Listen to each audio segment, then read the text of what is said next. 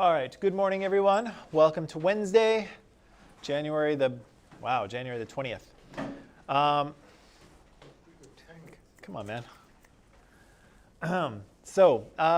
If you were watching the news this morning, you'll know that we now, not we, but the Americans now have a new president. He has been officially inaugurated. Trump, what's that? Is Trump president? Nope. He's done. He's donezo. Gone. Out. See ya, wouldn't want to be ya. Isn't the previous president supposed to be there? Shouldn't the previous president? Yes. So Trump did not attend the inauguration of Joe Biden. It's probably, it's customary, right? You go and, show support. Even though you lost, you show support for the president. But we know Trump is a bit of a sore loser. And so, or maybe just a loser, I don't know. Either way, he did not. He jumped on a helicopter and flew off to Florida.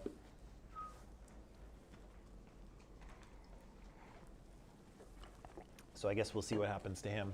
Or maybe we won't know because he won't be able to tell us his every thought on Twitter anymore. So maybe it's the last we'll hear of him. Who knows? Do you think they're going to have a war? What's that? Do you think a civil war will happen? No, I don't think so. I don't think so. Huh? No, I can't see that occurring. Why? I think. 21st of January. Let's wait for tomorrow. Why on the 21st? Well, I guess it makes sense. There's probably, I assume the perimeter of the inauguration was like locked down by the U.S. military, but so that won't be in place tomorrow. But I don't know. I guess we'll see. I guess we'll see what happens. But I don't know. There's not a lot of support, I think, for such a thing. So at least not. Yeah, I don't know. We'll find out. I don't think so. I think they've managed to get over a bit of a minor crisis, a bit of a hump, and so hopefully they will be able to repair that. But yeah, no kidding, right? Okay. So yesterday we were talking about subsistence, but I'm going to say hi to people who are here. So Amanpreet is here. Good morning, Amanpreet. And Hadil is here. Good morning, Hadil. Noah's here. Good morning, Noah.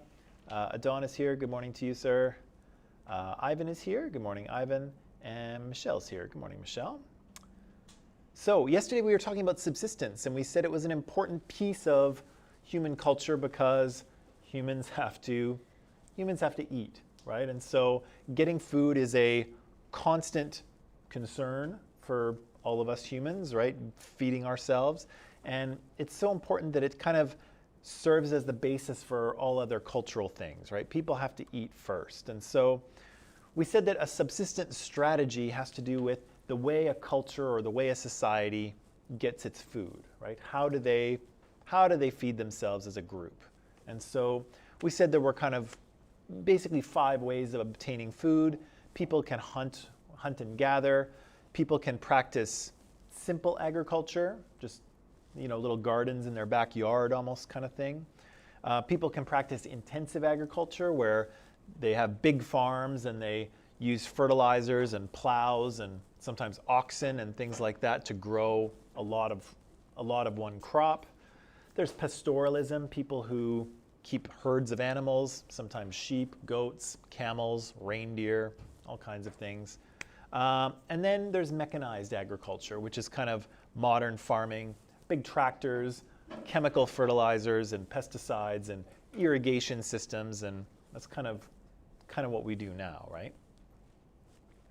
We started with hunter-gatherers because that's kind of our original subsistence strategy. Our ancestors were hunting and gathering for hundreds of thousands of years before we started doing this thing called farming. Farming is brand new, right? In the history of human beings, farming is a new innovation that we've just started.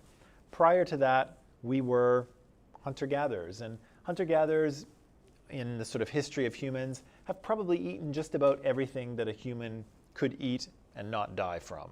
And so all kinds, everything you can imagine, seeds, nuts, berries, leaves, flowers, bugs, clams, mussels, shellfish, insects, mammals, fish, everything. Everything we can possibly eat, we have eaten, right? I said that it was difficult to really know what these early foragers were like because there's nothing written down, so we won't see any written records for a few thousand, until maybe 6,000 or 7,000 years ago.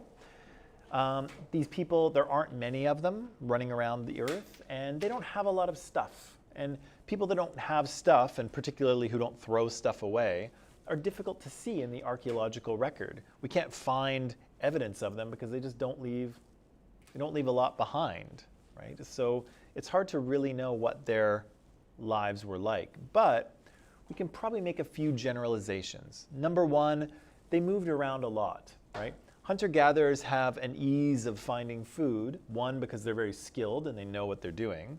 Secondly, because they move around a lot. So they don't stay in one place long enough to kind of exhaust or use all of the resources in one place. They move every few days, right? So they're always kind of finding fresh food or animals to hunt or whatever it might be. We said that they often lived in small groups, and so the kind of typical hunter-gatherer group is maybe 30 or 50 people, very small. And again, you can imagine that these people knew each other very well. They spent their whole lives in this group of 30 to 50 people and probably didn't meet many other people in their entire lives, right? So this community would have been their world, right? This is everybody you know is in this group. They probably bumped into other hunter-gatherer groups from time to time.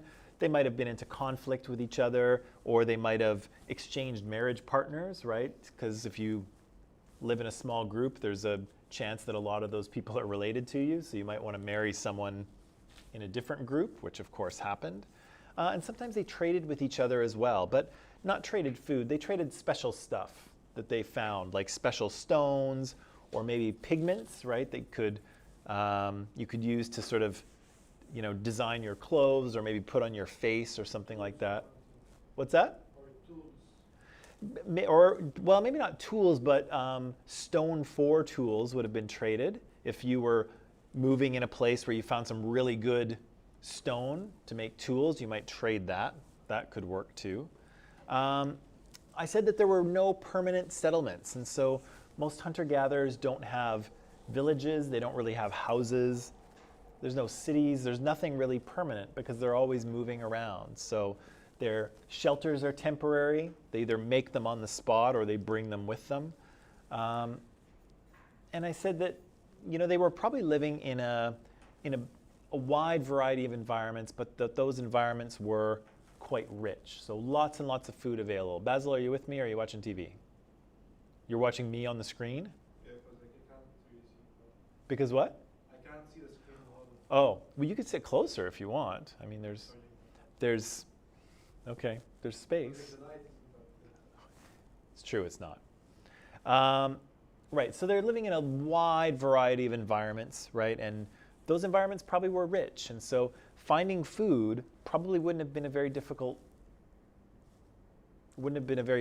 thing for them, especially because, again, they were experts in their environment. They knew every plant, every animal. They could predict the weather.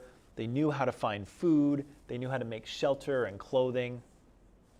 And so, again, these people are very skilled, very good at surviving in the landscape, great shape, right? Very active, lots of good nutrients.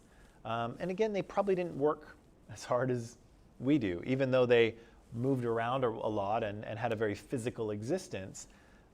They probably worked maybe 15 or 18 hours a week just to feed themselves and to get what they needed. And after that, just kind of do what you want. Sounds okay to me. This is new from yesterday. We didn't say, but the forager groups are generally egalitarian. And so that's kind of related to the word equal. And the idea here is that there's no kind of elaborate power structure. So nobody really is, there's no families that have greater status or people that have greater status. Pretty much everyone is treated reasonably equally, only kind of based on age and gender, right? So obviously we treat younger people, we treat kids a certain way, right? And often our elders we give some extra respect to because they're our elders, our grandparents. You might get some extra respect if you are particularly good at something. Maybe you're a good hunter or an especially compassionate person, so people might give you a little extra respect for that. But for the most part, people are seen as equal. And if you have the leader of a hunter-gatherer group, they're only the leader because people choose to follow them, right? There's no power structure. Leaders can't make the people do anything. It's kind of more of a cooperative situation. The other thing to point out is that hunter-gatherers are, sharing is kind of a core value in their society. And so everything gets shared to the point where personal property is not a thing, right? So they don't, not only do they not own things, but they don't even believe in the idea that something can be owned, right? So again, if this is mine in a Western society, it's mine, right? I paid, sorry, you can't see it on, it's a coffee thing. I paid for this, this is mine. Nicholas, you can't have this. If you take it, you'll be a thief and you'll be charged and go to jail, right? So you can't do that, right? We have a belief in personal property, right? And the fact that this is mine and you can't have it because it's mine. But hunter-gatherers don't have that same belief. Hunter-gatherers believe that nobody can really own things. And so if Nicholas wanted my coffee mug, I just give it to him because it's not mine. Here you go, right? Hunter-gatherers share everything, especially food. And so often hunter-gatherer groups will go out. Women will go out gathering things like roots or nuts or berries. Men will go out hunting. Sometimes they're successful, sometimes they're not. But kind of at the end of the day, everybody comes back and shares food with each other. There's no such thing as my food and your food. It's just food. In some cases, yeah, right? So, if you go hunting, you're not always successful. Sometimes it takes a long time. And so maybe what's interesting to point out here too is that even though when men are successful with the hunt and they bring home an animal, that's huge, right? That's a big bonus, right? Animals have lots of meat and organs and fat, and there's lots of calories, and everybody enjoys a good roasted meat of some sort, right? That's always fun. But it's probably important to remember that it's actually the women who are feeding the group on a constant basis, right? They're the ones that are bringing home things kind of consistently, and men are kind of bringing home the meat when they're kind of lucky enough to get something. So, we should give due respect to women hunter-gatherers here because they're the ones who are consistently feeding the group, and men are kind of providing that meat when it's available. And when it's available, it's great, everybody's happy, but there's the women are kind of supporting the group. So the kind of hunter-gatherers I'm talking about are what anthropologists would probably call simple foragers, okay? And they're not simple, minded, that's not what we're talking about. And not so much that their culture is simple either, but their subsistence strategy is simple, right? And so they kind of move around the landscape a lot. They don't tend to be looking for particular things. They just kind of eat what they find, and they know what to find when and where, but they just kind of eat what's there. So they're very flexible. They're very kind of, they just move where they want to move. They find the food that's there, and they eat it, right? Their technology is usually pretty simple because they carry it with them. And so it's kind of a very, it's a very simple subsistence strategy. They just move around and eat what they find. It's kind of all there is to it, right? In basic terms. But, oh yeah. So I wanted to just show you a little window into the world of simple hunter-gatherers. And so, like I mentioned, there's not a lot of hunter-gatherers left, right? Most humans have transitioned to, sorry, I just need to copy something here. Most humans have transitioned to different forms of life, right? So most of us, how do we get our food today?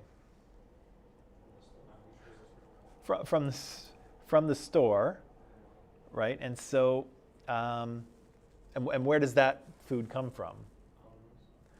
Yeah, from farms or maybe from a factory, and then the stuff comes from probably another factory. But eventually there's a farm, right? So most of our food is farmed. Does anyone here eat hunted animals? Sometimes, right? But on a daily basis?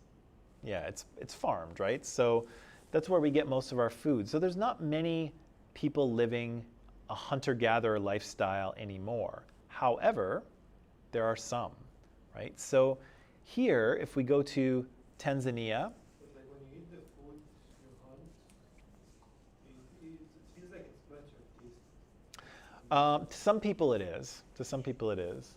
I've. Like when I go fishing or bird hunting, it tastes better when you buy them. Because like they're still fresh. Yeah, they're fresh, and it's a different taste too, right? Wild meat is a different taste than farmed meat, right?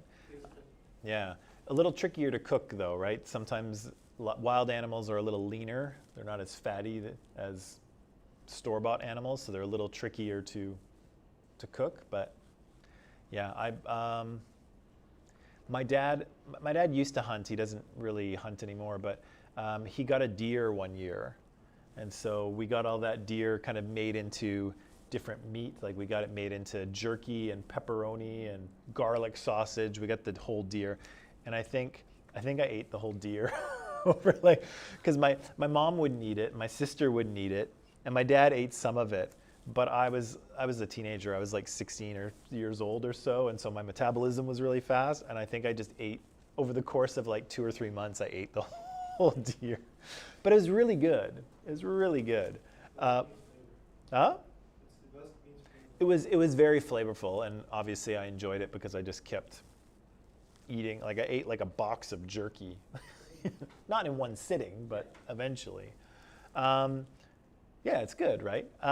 But there's only a few kind of groups of people around the world who are kind of living a hunting gathering lifestyle, and one of those groups of people live in Tanzania around Lake Eyasi, and they're called the HADZA, and the HADZA are a people who have been living in this part of the world probably for tens of thousands of years. And as you can see, there's a little dotted line here, and that was kind of their traditional territory, but over time they've kind of been pushed back. And so you can see the little wheat symbols here, probably by farmers, right? So farmers have started to push into their traditional territory, and the Hadza have a smaller kind of area to hunt and gather than they normally did. But that said, they're still living a very kind of traditional lifestyle, and they're still able to do it. As far as I know, the Tanzanian government has tried to encourage them to, join us in the modern world, like come out of the bush and get a real job and, earn money and buy your food like a civilized human. But the Hadza don't want to, right? They know they've got a good, they've got a good subsistence strategy. They like their life and their lifestyle, and they're like, we're good. We don't want to do that. We don't want to do that farming thing. We don't want to do that get a job thing. We're good out here. And they are arguably good. I wanted to give you a little window into their world. And so, again, they've been living in this part of the world for maybe tens of thousands of years, or at least thousands of years. They live in small groups, maybe about 30 people. There's only about 1,000 Hadza left, so living a full hunter-gatherer lifestyle. And again, they're full-time foragers, so they don't grow any food. They don't keep any animals besides dogs, but they don't eat the dogs. They're companion dogs. And they're kind of living this hunter-gatherer lifestyle. And so we'll see them doing some of their activities, gathering and hunting and getting honey, which apparently they particularly like, but who can blame them, because honey is fantastic. Yeah, it's very tasty. And it's probably important to point out here that doctors who have examined the HADZA people have found them to be in excellent health, right? So their body composition, their heart, their lungs, all that stuff they're in great physical shape, living out there in the bush. What? Yeah, definitely. Are they healthy according to our standard and health? Yeah. Or to their? No, they're healthier than you and I. Yeah, because like I thought about it, like if somebody is sick from them, is actually better than us. Well, it's true, right? Like we have medical technology that can save your life, right? So They actually get sick. if you, well, in what way? Flu, of course. They could, but I mean, you know, when you live in a group this small, who are you going to get the flu from? Well, from changing the weather. Well, flu's a virus, right? So the virus has to go from person to person. And so if you're really only associating with 30 people, it's a bubble, right? That's their bubble. Where's the virus going to come from? Nowhere. So do they get sick? Yeah, if the virus passes from one to another, they can get sick for sure. You know, again, if they need a heart transplant, we have modern medical technology to do that, and they don't. But in terms of their kind of regular life, their activity, their diet, if you check their heart and their cholesterol and things like that, yeah, they're in great health for the most part. So here's a couple pictures. Here's a young HADZA boy. He's out with his dog. He's either hunting or kind of learning how to hunt because he's got a little arrow there that he's working with. And I'll show you a little video in a second here. This is what the HADZA live in. And so again, like I said, they move around a lot. And so they only stay in one place for maybe 3 or 4 nights or so. So they build these very simple, very temporary shelters.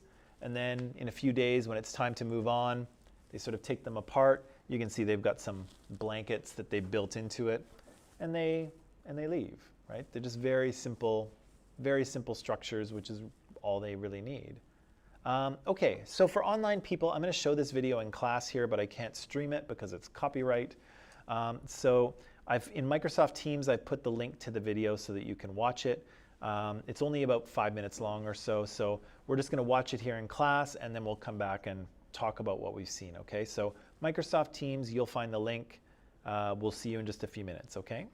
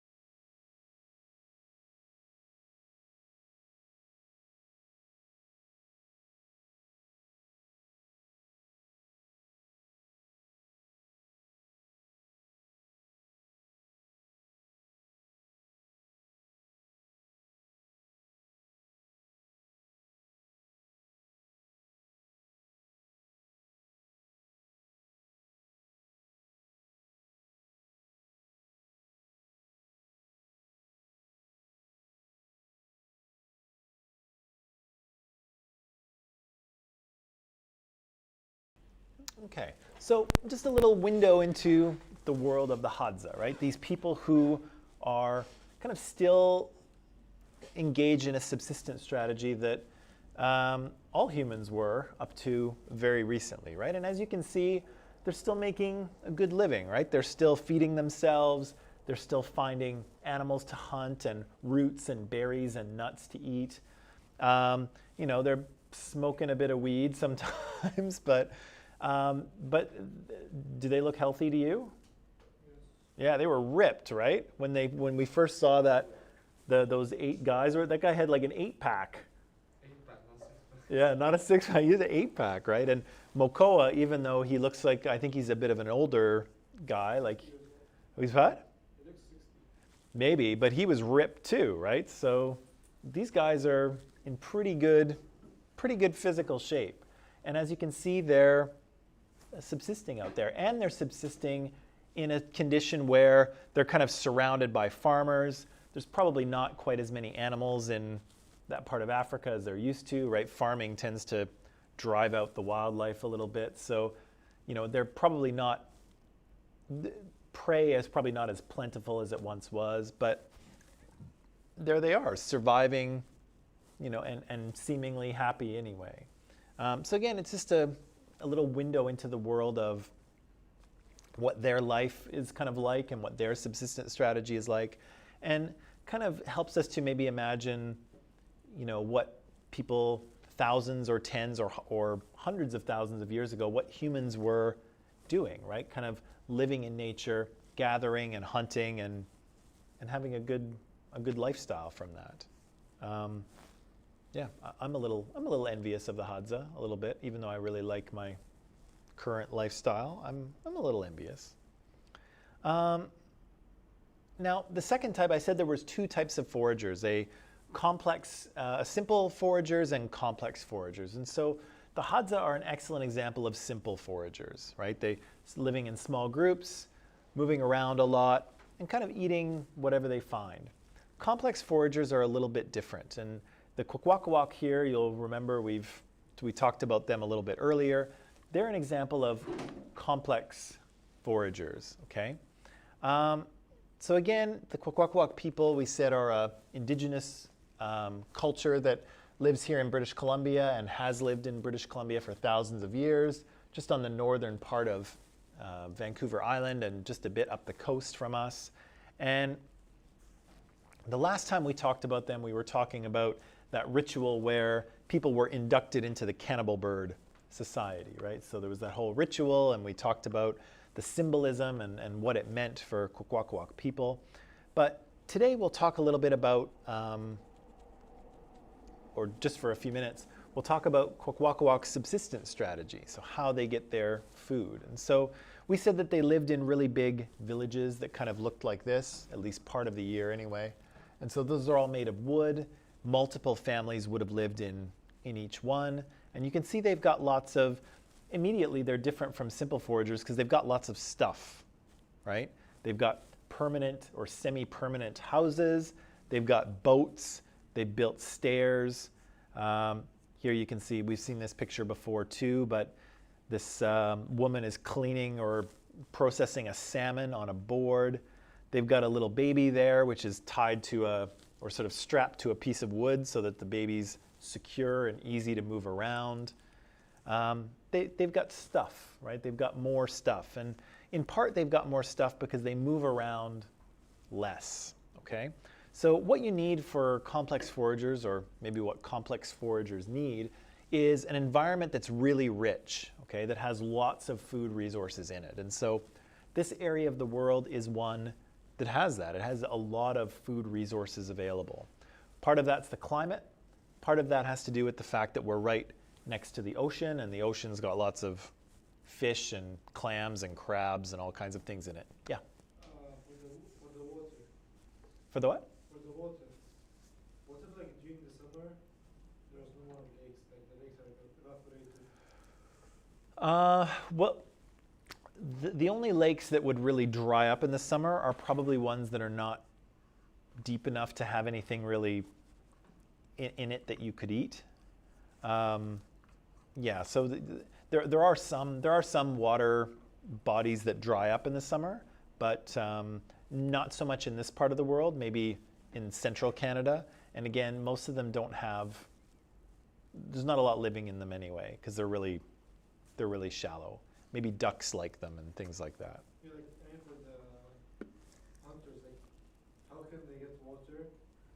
All of them evaporated. Well, most of the time, a lot of the time, you will find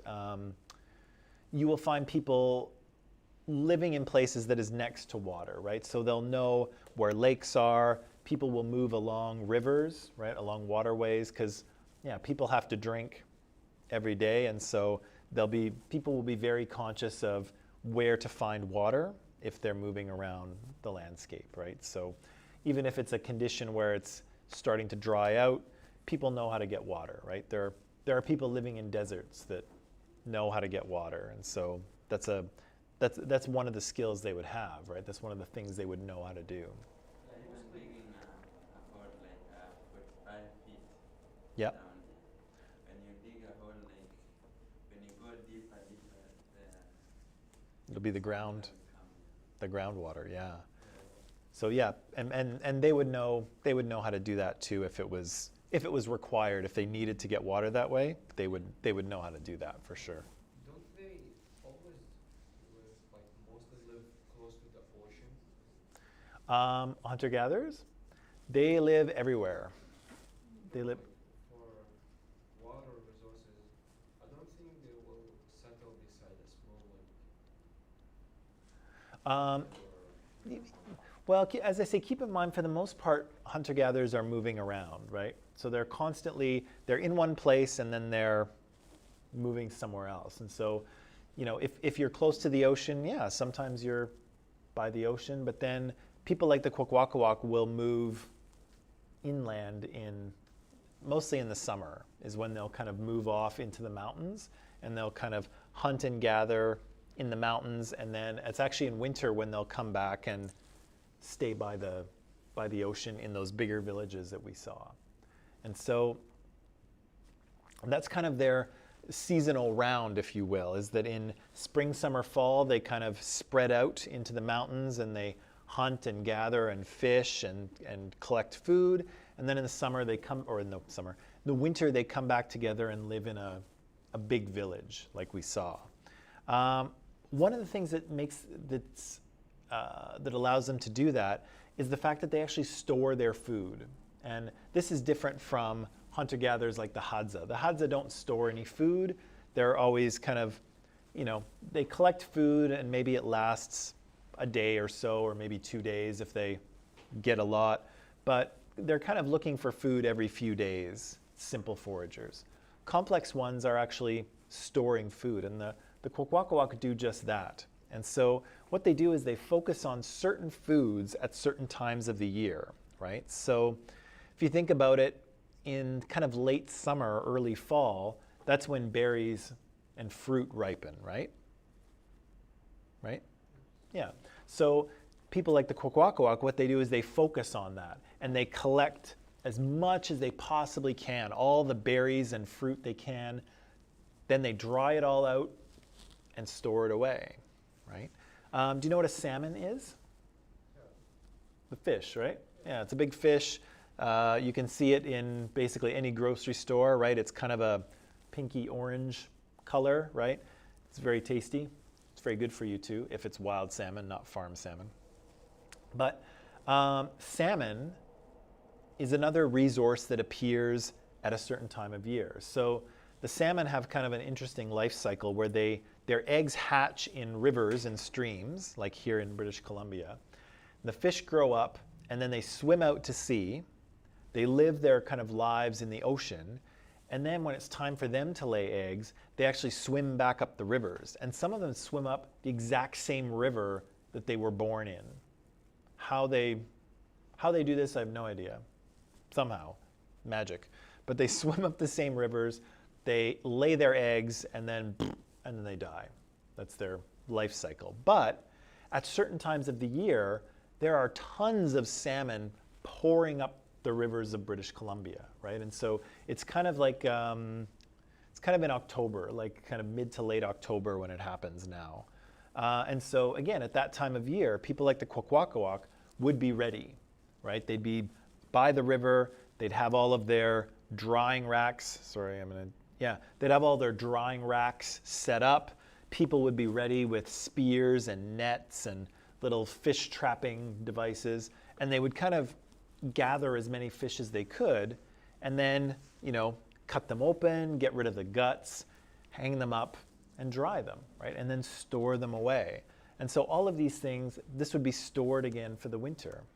So they would hunt the farmer or what? What's that? They would hunt the fish before it lays the eggs or after? Probably, you would probably want them before. But again, keep in mind they're a small population versus a large number of salmon. So they're not causing the extinction of the salmon, right? They're They can trap them until they lay eggs.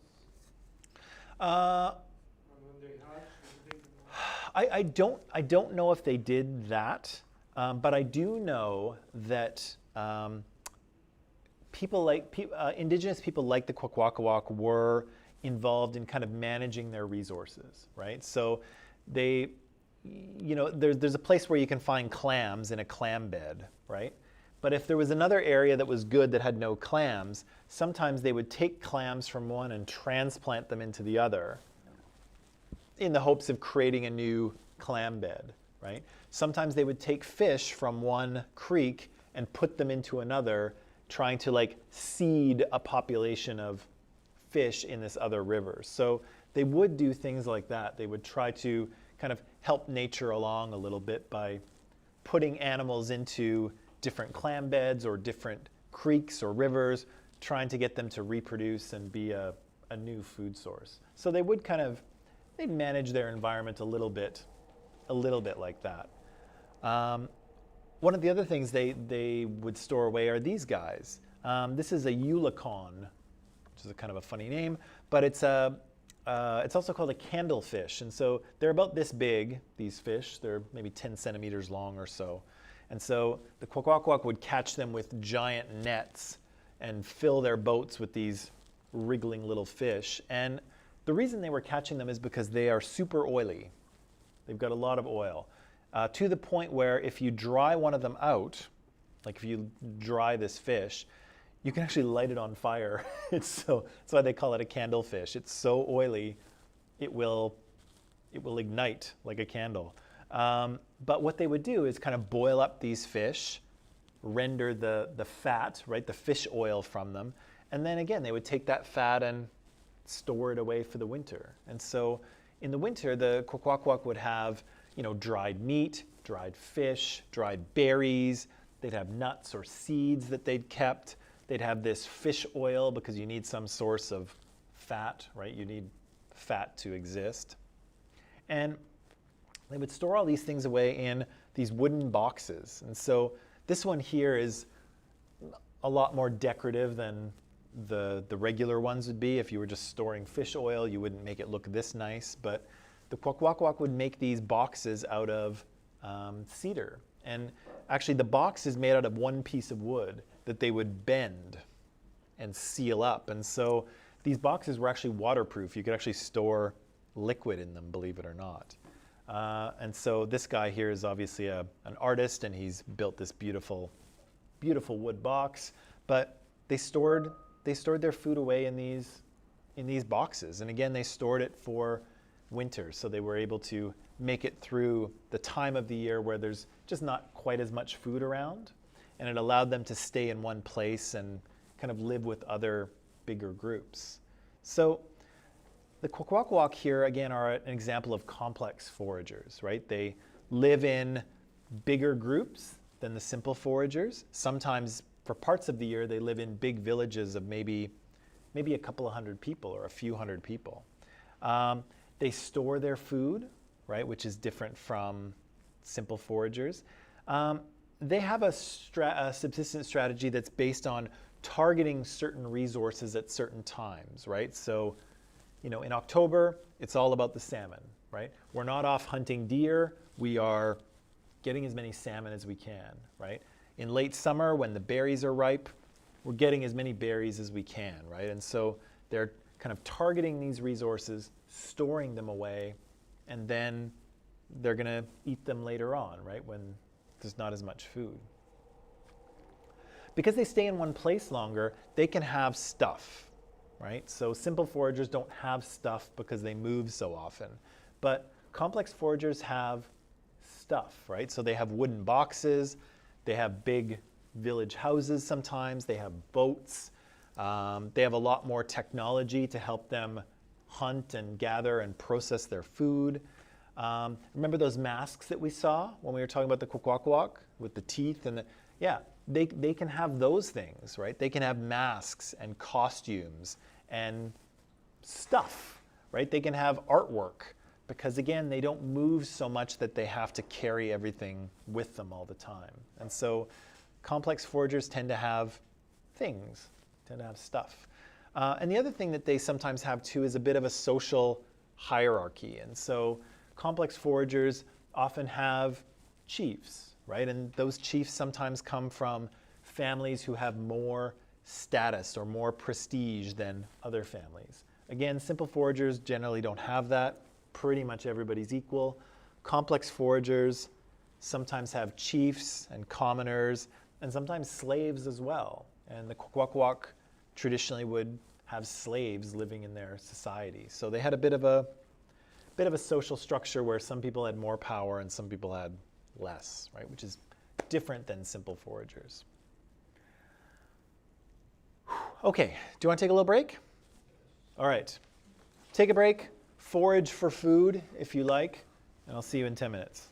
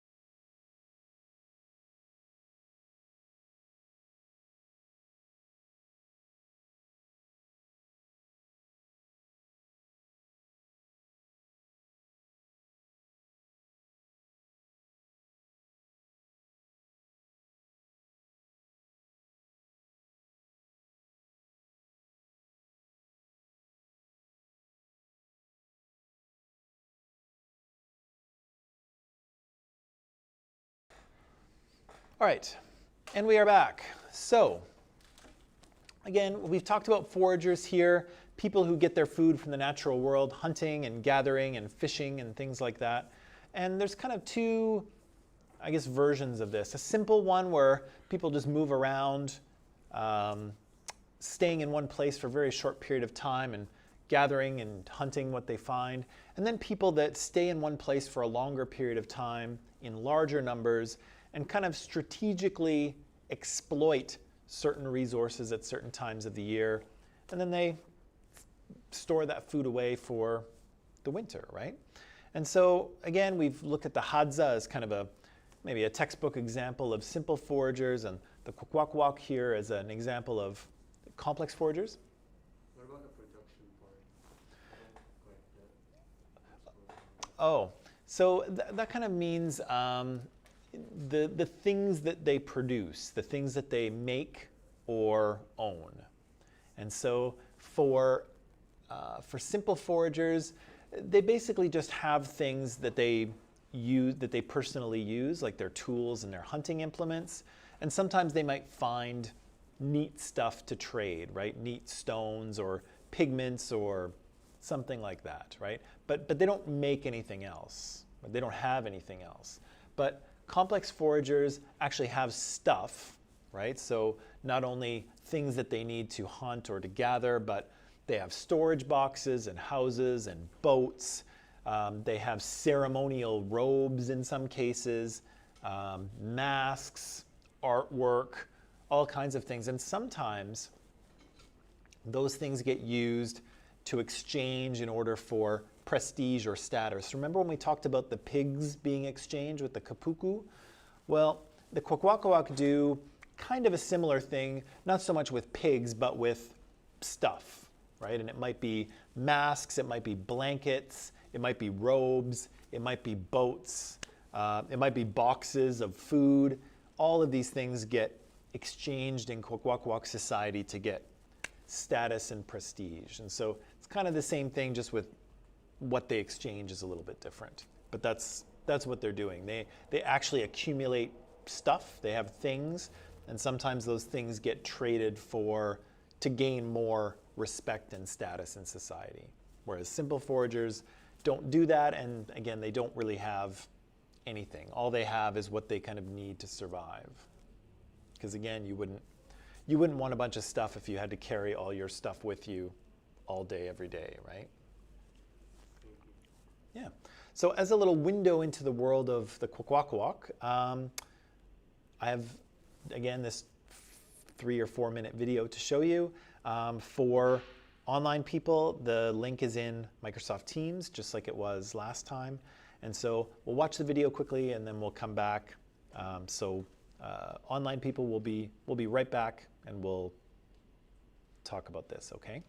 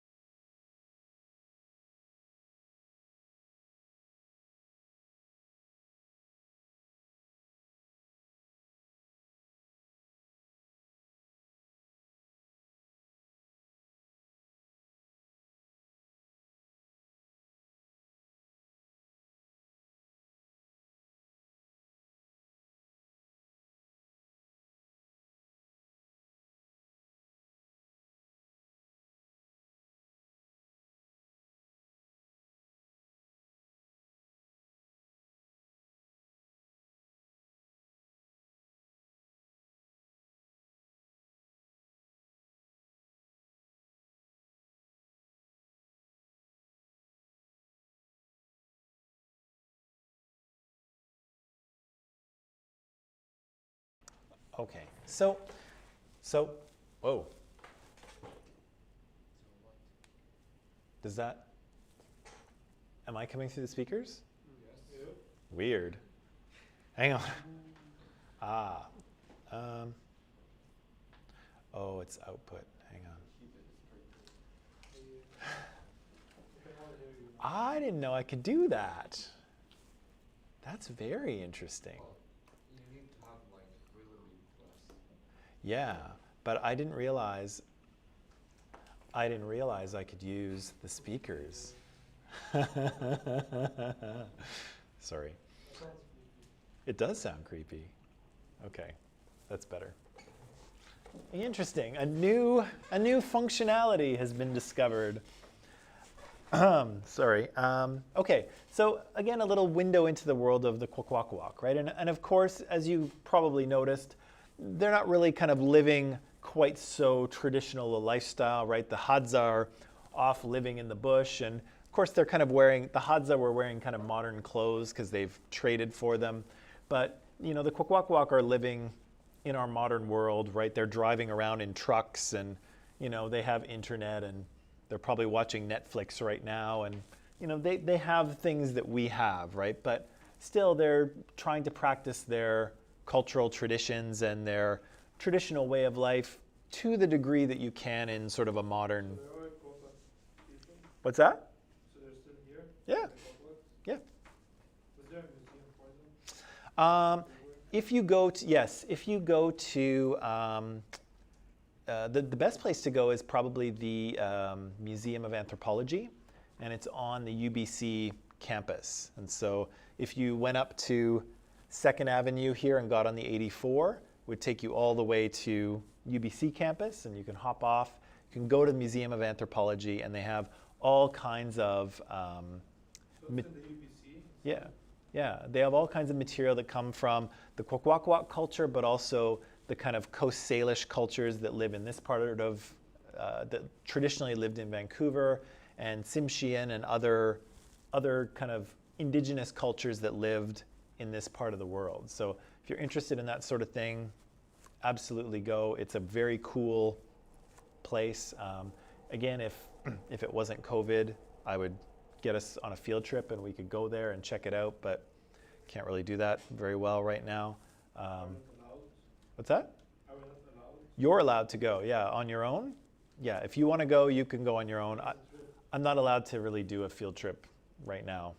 Do I talk to Zerlinda? Huh? Do I talk to Zerlinda? You can talk to Zerlinda, yeah. Yeah, but I don't know that I would get a field trip approved in the middle of a pandemic. Okay, but if it wasn't a pandemic, I would take you. It's very cool. And again, it's got, there are some KWAKWAK things there, but also lots of other stuff too. And it's a really cool space. But then I'm a kind of person who thinks museums are cool, so you may not want to take my word for it. The Red Indians? What's that? The Red Indians? A little bit, although we probably wouldn't use that term. We would probably use indigenous people. But there are some artifacts and things from indigenous people in kind of the rest of Canada.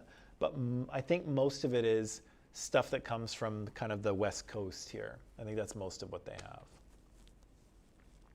have. Okay, so maybe the last thing I'll say about foraging right now is that something I think I've already said is that very few people today depend on foraging, right? We've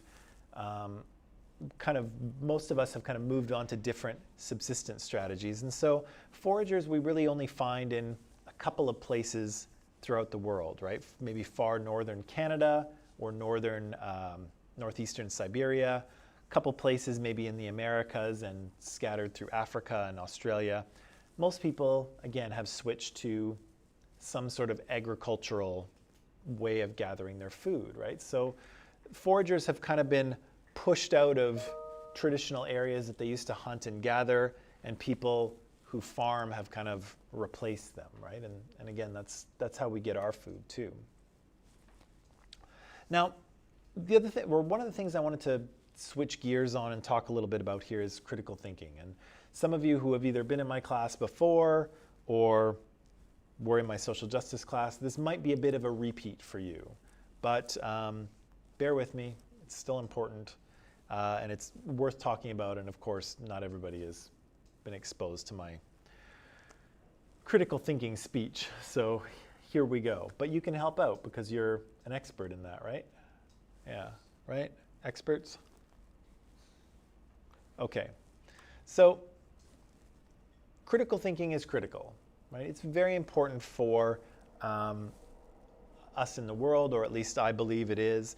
And the reason why is that, you know, we're guided by our beliefs, right? We make decisions based on the things that we think are true, right? And unfortunately, not unfortunately, but we do live in a world where there's a lot of information and there's a lot of people who are trying to convince us that certain things are true or certain things are the way things are. And because there's so much information, we need some sort of tools to determine what kind of things should we believe and what kind of things should we not, right? And critical thinking helps us do that. It helps us distinguish beliefs that are helpful to us and will hopefully guide us to the truth and to good things, and beliefs that maybe we should not pay attention to because they're not accurate or wrong, right? So critical thinking is about not so much what you believe or what you think is true, but how you go about thinking about things, right? How you consider things. And maybe one more thing I'll say before I go further is that I think this is an important skill in all areas of life, okay? So again, if almost whatever career you go into, this will probably be an important thing, right? Whether you are trying to get more money from the boss, right? If you want a raise, you have to give the boss good reasons to give you more money. You can't just say, I want more money because I like money and I want to buy more things, right? That's not going to fly. You need a good argument, right?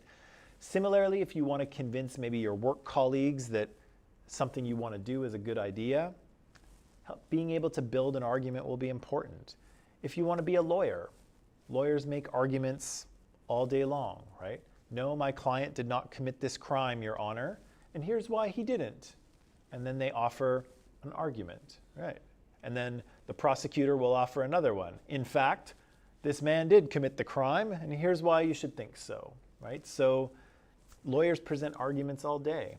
Academics present arguments all the time. Every paper that's out there, every scientific journal paper is an argument where a scientist is saying, look, I've done the research, I've run the experiments, this is what I conclude, this is what I think is true, and here's why you should believe me. And then scientists argue over it, right? That's what they do all day. And so this is an important skill for anyone to have, regardless of where they might find themselves in the future. So to start with, the sort of ground level is claims, right? Somebody saying something is true. And so again, Donald Trump claimed that there was massive voter fraud and the election was stolen, right? That was a claim. He was saying something was true or something was the case or something happened. So we need a claim that something is or isn't a certain way, right? And so we start off with these things. We can't really think critically about questions so much. We can think about questions, but we can't really evaluate them because a question is sort of open-ended. We need to think about things that are trying to convince us of things. And so what we're talking about here is an argument, and not an argument like, let's fight it out so much, but an argument that tries to get someone to believe something, right? Tries to make a case that this thing I'm telling you is true, or is real, or is correct. So arguments are built of this. They're built of premises and they're built of conclusions. A conclusion is the main thing that somebody wants you to believe, the main idea of the argument, although sometimes I use conclusion and argument as the same thing, but I'll try not to do that so much. The conclusion is the main thing that someone wants you to believe. Premises are the things that support that conclusion. They're reasons why you should agree with the conclusion. Okay? So I'm going to make up a simple argument, and I'm sure some of you are already familiar with this argument, so I'm sorry about that, but that's okay. Maybe I should do another one with like pets or something like that. But the argument I have here is this, a very simple one, that you all should drink coffee. And the reason you should drink coffee is because it is delicious, my first premise. It is inexpensive, my second premise. And it will stimulate your brain and help you to get better grades when you do exams. Third premise. Huh? 1 second. So this is a very simple argument. It has 3 premises and 1 conclusion. And of course, the conclusion is that you should drink coffee. That's what I want you to do. Now, I don't really want that. It's just an example. But this is the argument that I am making, okay? Now, to evaluate this argument, what we want to do is we want to look at 2 things, first of all, anyway. We want to look at, do these premises logically support the conclusion, okay? So are all of my premises logical reasons why someone might drink something, okay? So the first one, I have claimed, this is a claim, I have claimed that coffee is delicious. Now, is that a reason why someone might choose to drink something? Somebody might not drink something because it's delicious. Okay, but we'll get there. But might you drink something because you enjoy the taste of it? Of course, right? So this is logical support for my premise, right? Or for my conclusion. Somebody might drink something because they enjoy the taste of it. Okay, logical support. What about the second one? It's inexpensive. Might somebody drink something because it's inexpensive? Or, Might be inexpensive for you, but expensive for them. and we'll get there, or might somebody not drink something because it's too expensive? Maybe. I like my coffee, but if this cost me $40 to brew every day, do you think I'd be drinking it? No, I don't get paid that much. I can't be drinking $40 coffees every day, right? So somebody might drink something because it's inexpensive, and they certainly might not drink it if it was too expensive. Now again, the degree to which it's expensive is another thing, but we'll get there. It'll stimulate your brain and help you study and get better grades. Now, is that a reason why someone might drink something? Yes. Yeah, and in fact, we kind of know that a lot of people do just that, right? They shoot an espresso to kind of get themselves, you know, woken up. Yeah, what's that? I get sleepy when I drink coffee. Sure, some people absolutely do, right? Sometimes it'll have the opposite effect. But certainly people drink these things to kind of wake themselves up or sharpen their brain. We know that's the case, right? So is that logical support? Sure it is. Let me add a 4th premise here, okay? So you all should drink coffee, my conclusion, because it's delicious, premise 1, because it's inexpensive, premise 2, because it will stimulate your brain and help you study, premise 3, and premise 4, because the beans are grown in Colombia. Is that logical support for my conclusion? Is the beans being grown in Colombia a reason why someone might drink it? No, probably not. Is it true? Yeah, it might be. Some coffee beans do come from Colombia, other places in the world too. But they do come from Colombia, but it's just not, it's not a reason why somebody might drink it, right? Most people probably don't care exactly where the beans come from. They just like the drink, right? I don't even know where my beans come from, and I don't care that much, right? Some people, you know, get real into coffee and they're into that sort of thing, but most people don't care. So it's not really logical support for the conclusion because it's not a reason why people would drink this beverage, right? So it's not really a good premise. So I'm going to chuck it. I'm going to get rid of it. Can we say like one of the best beans come from Colombia? Yes, but let's hold on to that. That's a good one, but let's press pause for a second and we'll come back to it. Oops, sorry. So the second thing, so do my premises logically support the conclusion? They do, right? They're all reasons why someone might drink this beverage. Might. Now let's talk about truth. Are my premises true? So the first one, is coffee delicious? No? Nicholas? No? If you're drinking a really dark roast. That's the best coffee when it's dark. Starbucks isn't coffee. Starbucks coffee is not that good. It's the most Neither thing works. Arabian coffee is delicious. You make it yourself, you prepare it, it's delicious. French coffee is good. Not always. So clearly it depends on what type of coffee we're talking about, or where the coffee comes from, or who brews it. So there's a little bit of leeway there. But it also depends on personal taste, right? So Nicholas, you were shaking your head like, no way, forget it, right? Very powerful taste. Yeah, so certainly some people are going to like the taste of it and do like the taste of it. Some people are just like, no, I don't like the taste of it. So there's a bit of personal opinion going on here, and there's a little bit of variance in terms of who's making the coffee and how they're making it and lots of other things. The Arabian coffee is like yellowish color. It's yellowish color? Yeah, Arabian coffee. Yeah, It's yellowish color. Saudi. No, it's Arabian coffee. Yeah, I don't know. Yeah. Before we get too distracted with the coffee, so whether it's delicious or not is kind of maybe true or maybe not, right? Kind of depends on who you ask and what's going on. But how could I prove it to you? What kind of evidence could I give you that coffee is delicious? How could I prove that to you? Provide the coffee, right? Maybe I could bring my coffee maker in here and I could do about, I could cook it up, I could brew it up, and I could give all of you a sample and say, see, coffee is delicious, right? I could try that. What else could I do? Like do a survey. Sure, I could do a survey, right? I could send out a little poll to all Columbia College students and say, hey, can you answer this poll for me? Coffee is delicious, yes or no? Or you could do an Instagram poll. It's probably the easier way to do it, right? Go to Starbucks. Because obviously everybody goes there.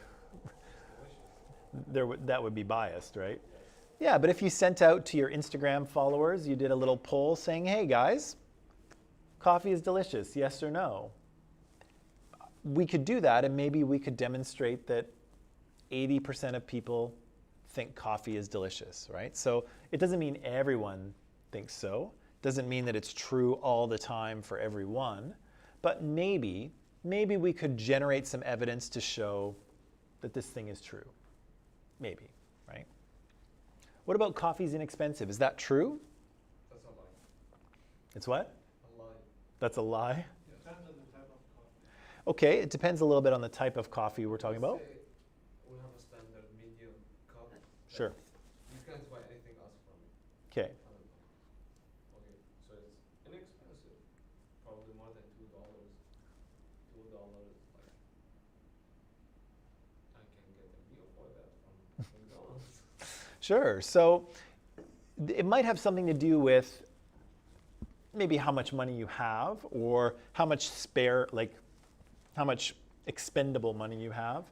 You may choose to, if you're going to do a $2 coffee every day, there's 30 days in a month, talking about $60 a month, right? Maybe you would like to spend that $60 on something else, right?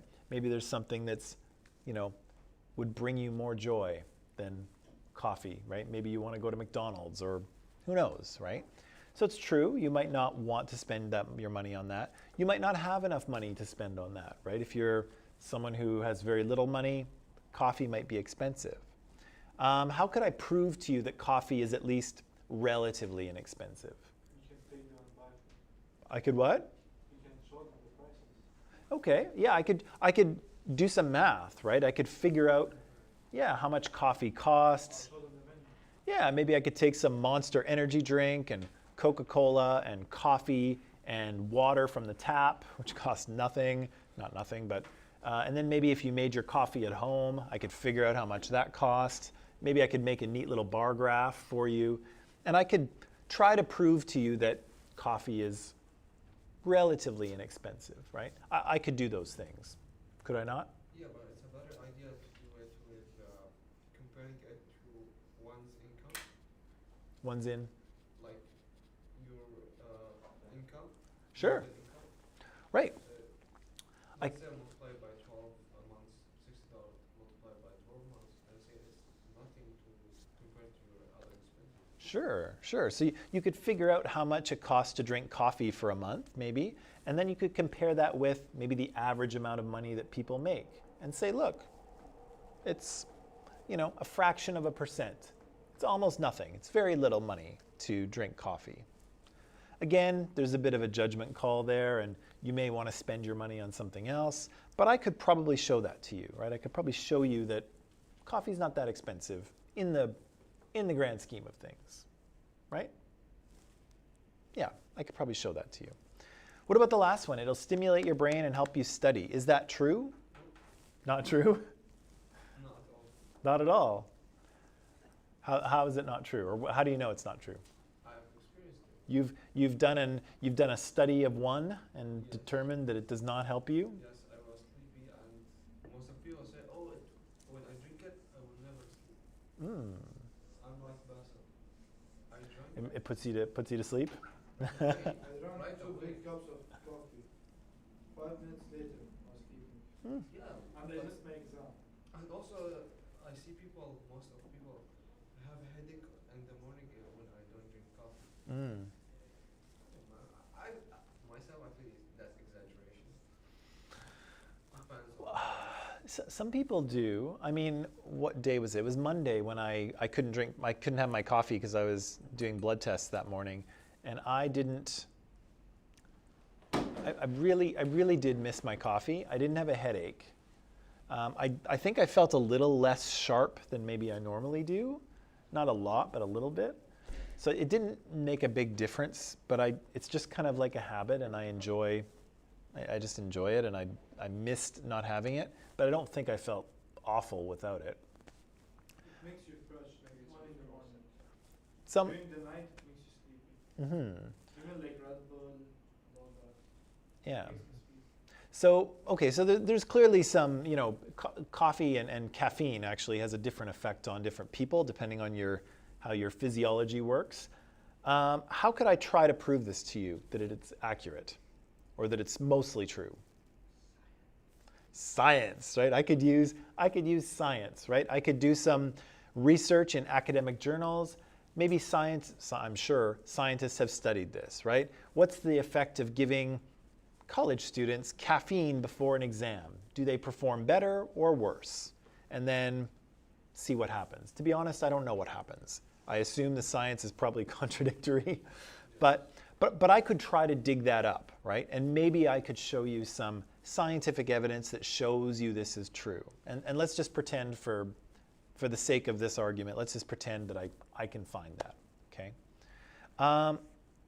So here's my argument. We've looked at it for the premises logically supporting the conclusion and whether the premises are true. And I think we can agree that I have an argument that has logical support. And if I did some digging and math and work, I could probably try to convince you that my premises are either true or at least mostly true, right? Or maybe true for many people or something, right? Now, does that mean you should believe my argument? Because I think we could agree I have a good argument, or I have a reasonably good argument, but Baha's shaking his head no. Why no? you can't force me to do that. I cannot force you to do it, right? But why wouldn't you believe that you should drink coffee, and why wouldn't you start drinking coffee based on my argument? First of all, you said it's delicious. It's not to me. Okay. The type of coffee you are talking about. Okay, so Baha says one thing that might be here is that I have a premise that's a bit of personal opinion, personal taste, right? And you might say to me, you know, Mike, you have a good argument here. You've built it very well, and it's logically supported and all that. But you know what? I just don't like the taste. I've had it. It doesn't do it for me. So you have a good argument, but ugh, right? So again, there's part of this is personal opinion, and it might override the rest of the argument, right? Why else might you not go along with my argument? You look biased. What's that? You look biased. I look biased as I sit here with my coffee. I am biased in a way, right? So I do enjoy coffee myself. Why isn't it tea? Why isn't it orange juice? Right. Why isn't it orange juice or tea? I actually don't like tea that much. I find it kind of watery and not that tasty. I will drink it, but whatever. But so I might have a bit of bias here. I do drink coffee, so there's that. Do I get any benefit out of you drinking coffee? Unless if you have a short. Yeah, maybe if I have a bunch of sharp, awake students, that might make me feel better. But I'm not biased in the way that I don't gain anything from you drinking this coffee, right? So that might be a good thing to look for, though, right? If you believe this argument, what do I get out of it, right? How does this benefit me if you believe it? And in this case, it probably doesn't. I don't sell coffee. I don't get a percentage of every coffee sold. There's probably no real benefit to me. But, I am a coffee drinker, so maybe it makes sense that I would make this argument to you. Why else might you not believe this argument or go along with it? My wallet will cry if I buy it.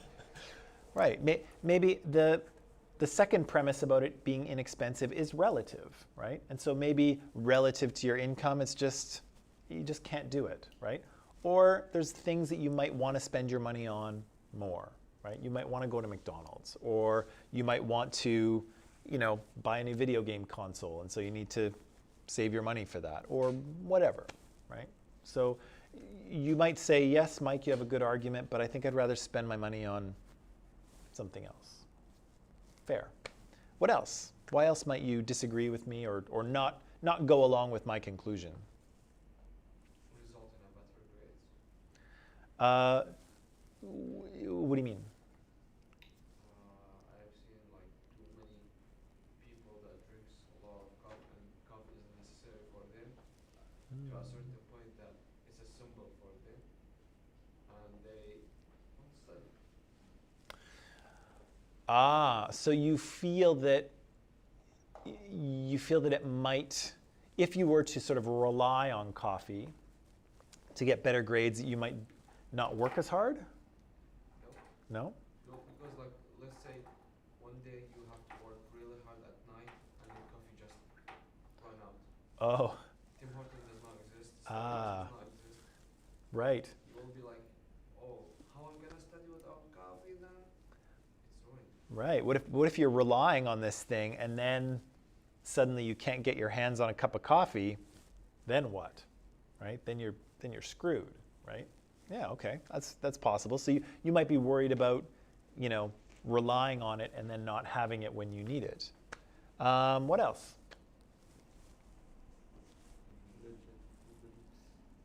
Okay, yeah, you might have religious beliefs that forbid you from consuming drugs or alcohol. Caffeine is a drug, right? It's a socially acceptable drug. We're all okay taking it. It's a very mild one. But still, your religion might say no, don't have any of that stuff, and so you might say no, right? You might say, yes, Mike, you have a perfectly logical argument here, but my beliefs dictate that I do not consume drugs, and so I'm not drinking coffee, right? You might be right with stimulating your brain, but like sometimes, like my dad, he has issue with his colon, so he can't drink coffee. Sure. So you might be concerned about the health effects, which I haven't talked about at all, or you might have pre-existing health conditions that prohibit you from drinking coffee. So you might say to me, yes, Mike, you have a logical argument here, but you haven't talked at all about health effects. Is this stuff good for my body or bad? Or what's the deal, right? I've totally missed that part of, you might have a concern that I have not addressed, right? So my argument might not be complete. I might have missed something. And again, if you have a pre-existing health condition, you might say, okay, you have a perfectly logical argument. So your dad might say to me, gee, Mike, you have a perfectly logical argument. very, I agree with you. And in fact, I think coffee is delicious. However, I have this pre-existing health condition, so I can't drink it, right? So there might be overriding factors, right? Could be religious beliefs, could be a health condition or a health concern that means you can't do it, even if you totally agree with what I'm saying, right? Okay, that is all the time we have because we're right up to the wire here. Come back tomorrow, we'll finish talking about critical thinking. And then we have a little bit to talk about prehistory and the agricultural revolution. Big news in human history, but that's tomorrow. So thank you all for today. Have a nice afternoon, and I will see you tomorrow.